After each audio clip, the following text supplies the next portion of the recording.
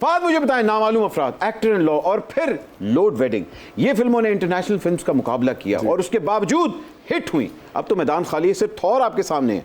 अब आपकी क्या प्रेडिक्शन है कि फिल्म कहां तक जाएगी? मेरी फिल्म्स जो भी रही उनकी एक नॉस्टैल्जिक वैल्यू बहुत ज़्यादा रही है। हाँ।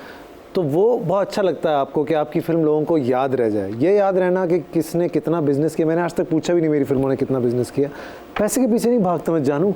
अच्छा, लोगों को भगाते हैं, ये पूरे अपने पीछे पीछे भगाते हैं, मगर अच्छी बात है कि आप वाकई पैसे के पीछे भागते नहीं। लेकिन हम उनको बुलाने वाले हैं जिनको ये चीजें मैटर करती हैं, जो पैसों के पीछे वाकई बेचारे भागते हैं कि हाय साडा एडा पैसा लग गया कि तानू तो पता नहीं कि ताड़ी चावां दा कितना बिल आया है, ताड़े कपड़ियां दा कितना बिल आया है, ताड़े फीते दा कितना बिल आया है। ख्वातीनो हज़रात, इस फिल्म के दो मम्मी डैडी, जिसके मैं कहूंगा कि अम्मी अबू दोनों आने वाले हैं, एक डायरेक्टर हैं, एक प्रोड्यूसर हैं। Please welcome Fiza and Nabeel.